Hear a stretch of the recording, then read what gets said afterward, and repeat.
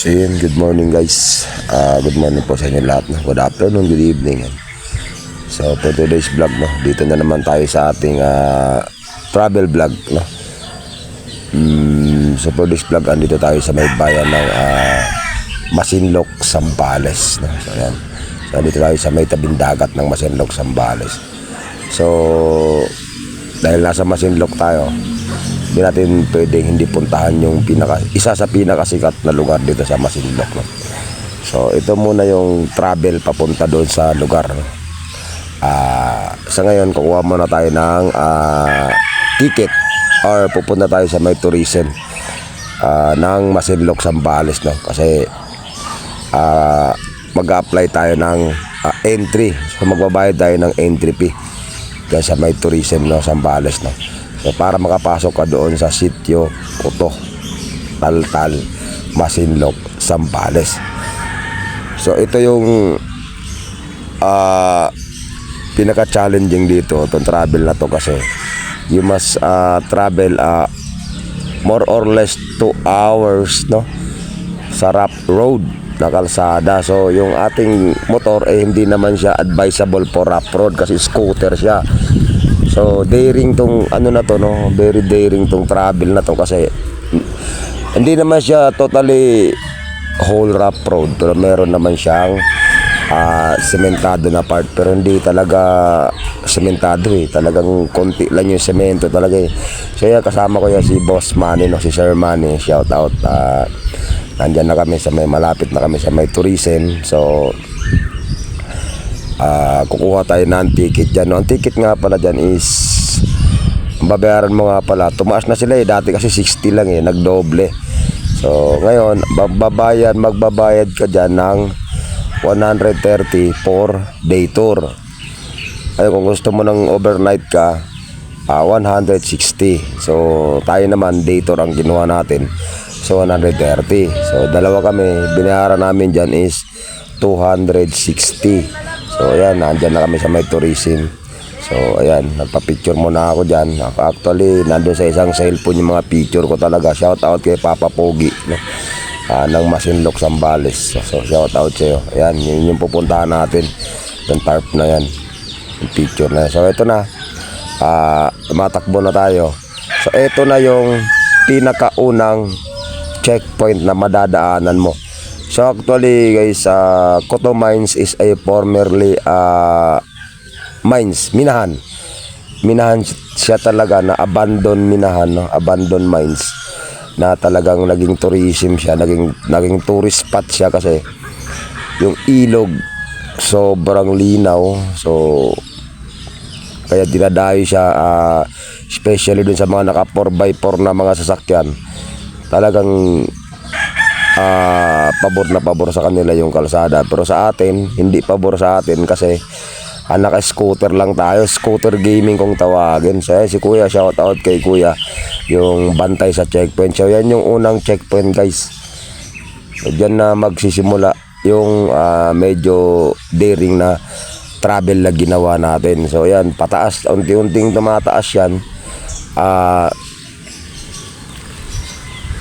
Habang tumataas, pahirap ng pahirap. So ayan na yung rough road dyan, dyan na talaga nag-uumpisa yung grabe yung mga bato dyan. Hindi nyo kita sa video, no, kasi medyo yung video natin.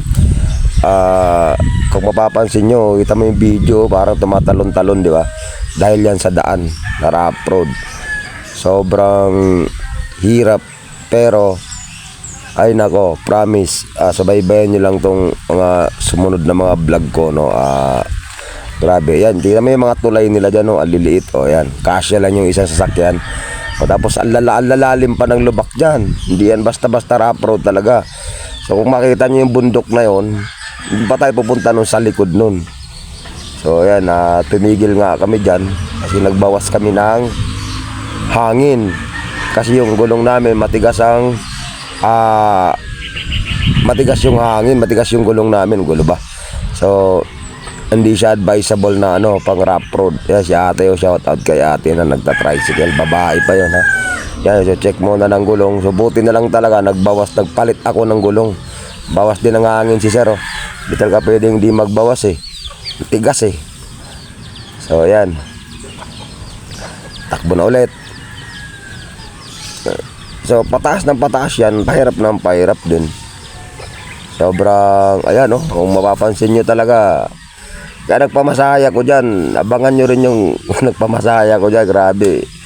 Ginawanan din natin ang video yun, para talagang masulit yung punta natin ng Zambales. O, lahat ng galaw natin dyan, ginawa na natin ng video, kaya grabe, nasa 1/4, wala pa tayo sa 1/4, sobra. Pero i-recommend ko talaga tong lugar na to. Pag kayo napasyal ng Zambales, pag nawag nyo hindi puntahan ito, kasi may mga biyahe naman dyan eh. May biyaheng jeep dyan, di ko alam magkano pamasahe. I think parang 70 pesos per head jeep, kaya maraming pumupunta dyan na mga backpackers lang, namamasahe lang, kasi pwede ka naman mag overnight doon sa location. Kaya ayun, grabe mga bato, kita nyo. So ay enjoy, good luck, at sana ma-enjoy nyo tong vlog na to, na travel vlog ni Bano TV. Okay, so shout out dyan yung lahat. Maraming salamat po sa pagtambay, no? So enjoy lang, sit back, relax, okay.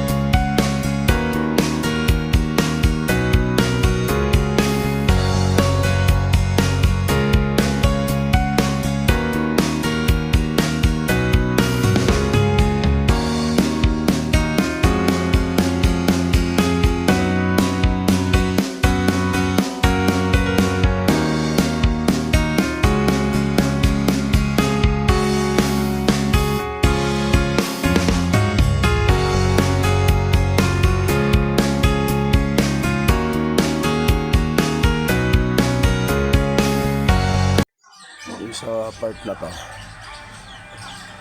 merong nahulog dyan, tinuturo sa akin ng mga babae na may nalaglag pala. May dala kasi kaming chicharon, ayan o, binalikan ko yung chicharon na nahulog, ayan o, galing sa motor ko yan, yung nakatali sa likod ng motor ko, chicharon. Binili namin yan sa Giginto, Bulacan pa.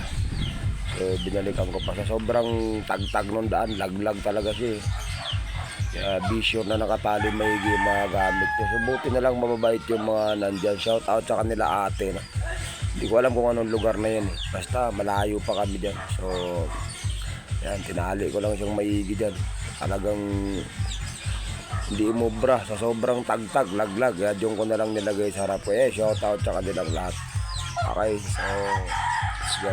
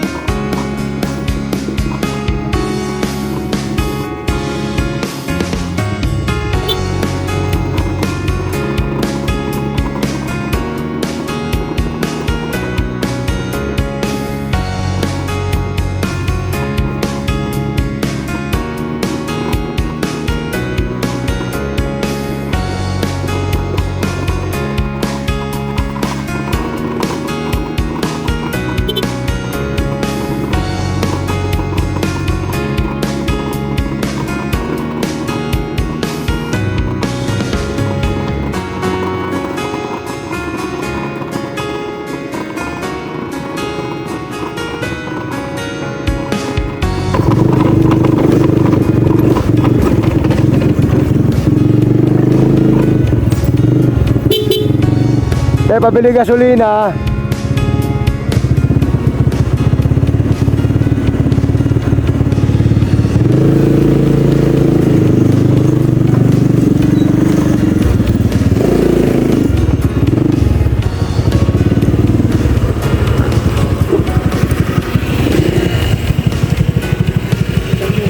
Ayan, tindang gasolina oh.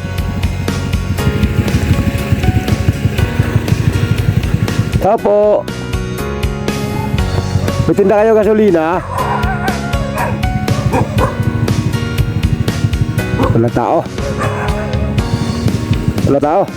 Tara. Tara, 2 bar na lang ako eh. 2 bar na lang. Baka hindi aabot sa Mandaloy.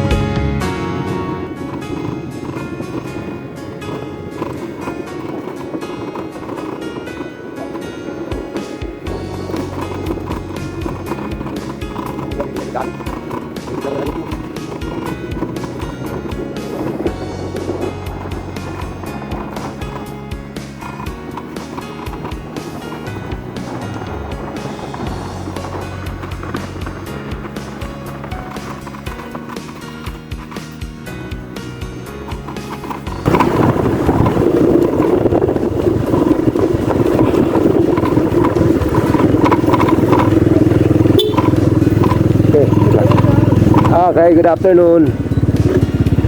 Oh, yun, may gasolina.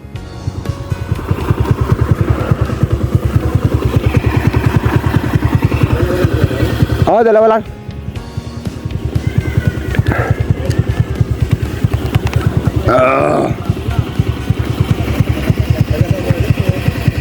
Cavite. Oo. Di mo na ako maalala. Ako yung nasiraan ng motor dyan, nakaraan. Dito. Oo. Boss Johnny. Oo.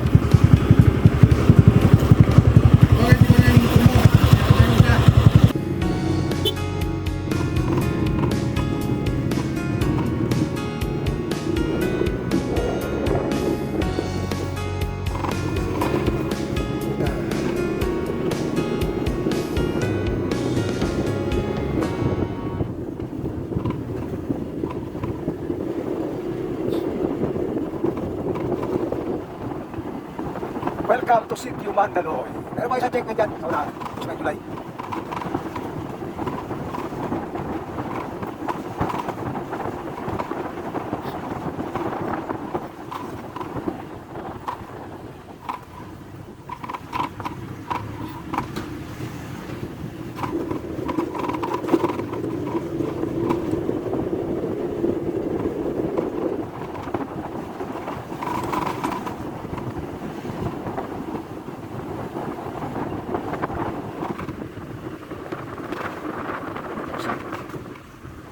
Tayo.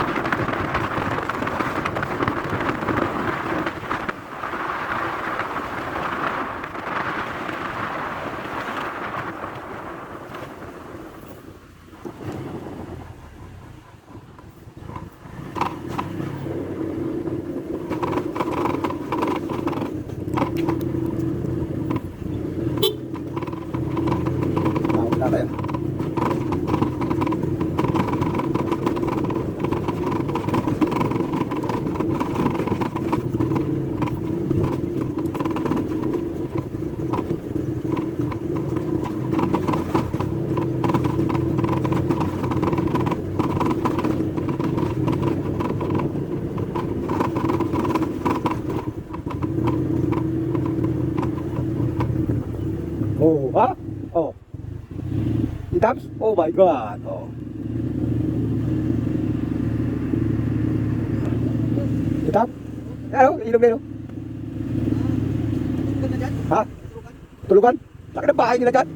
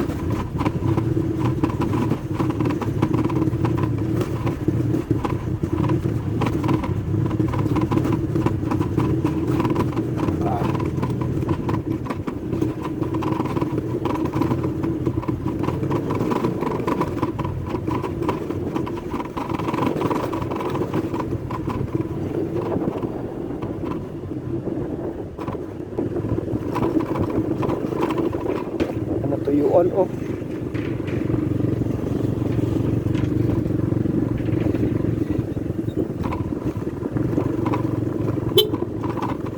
Ay. Dan yung ticket. Kay Boss Johnny. Kay Boss Johnny. Dalawa lang.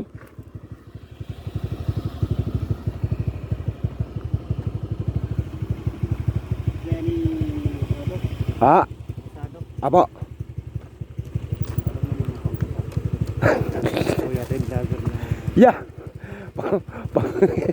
in-interview kong tatlong bata, di ba? Oo. Ay, ikaw ba yun?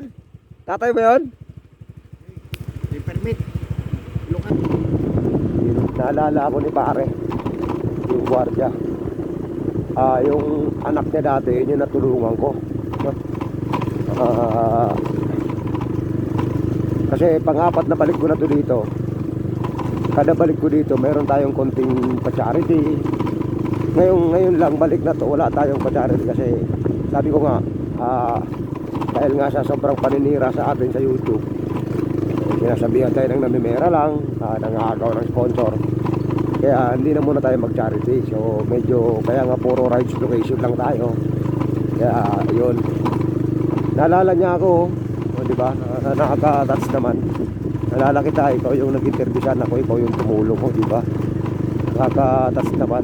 Kumusta ko naman. Okay naman. So, di ba? Kahit mo nga naman. Talagang yung tao, pagka maalala ka talaga. So, sana, sa ngayon, medyo wala muna tayong pang charity. Pero, paling mo in the future, no? Pabalik-balik naman tayo dito eh. May plano naman ako, kaya lang talagang sa ngayon medyo pinano ko lang kasi yun nga, mahirap na eh.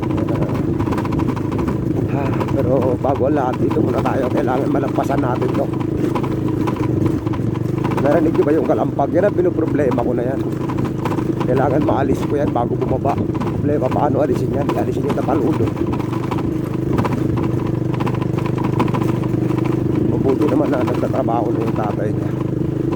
Tatay nila din.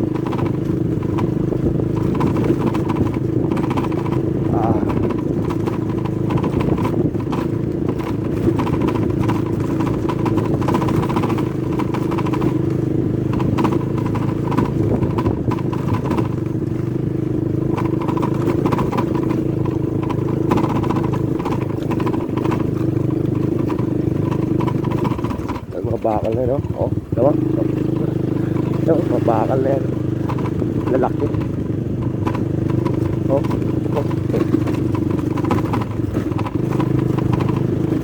Koto Mines. Kaya tinawag to ng Koto Mines. Kasi dating minahan ito. Okay. So, ano? Oh.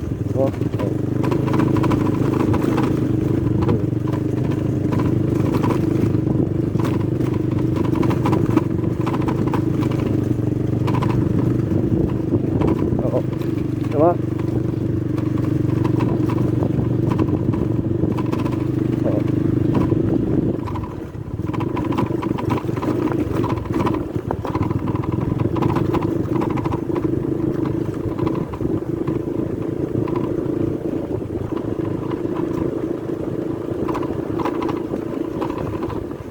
Kumare! Kumusta? Surprise! Naligaw lang kami!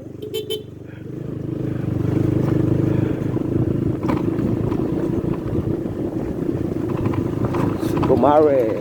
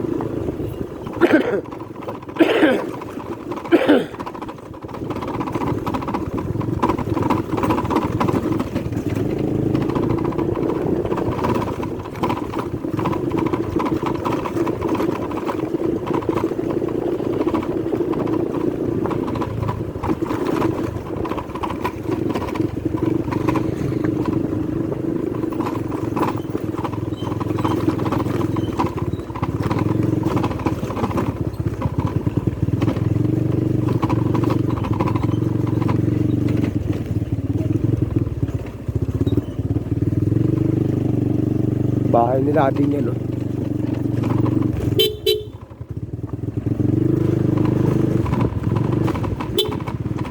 Ganda nun, ah. Ilalim dun, ah.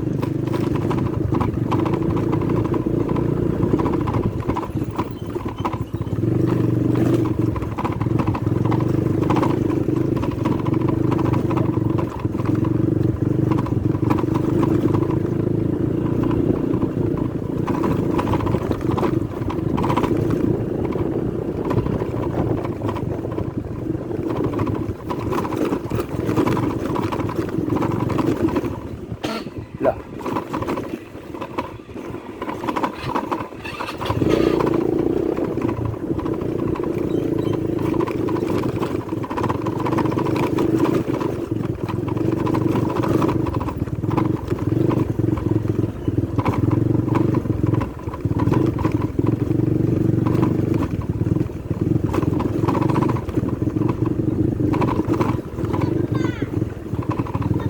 Hindi pwede.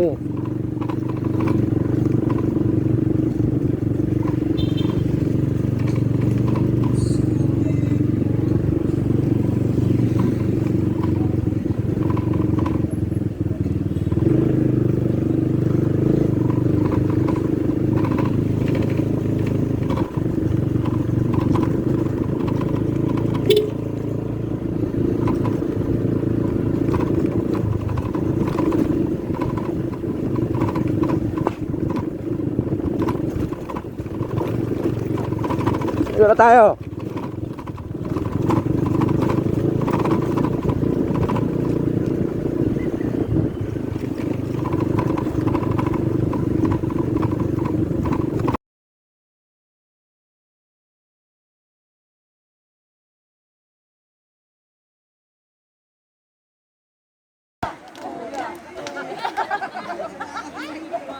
Kapay ka pa.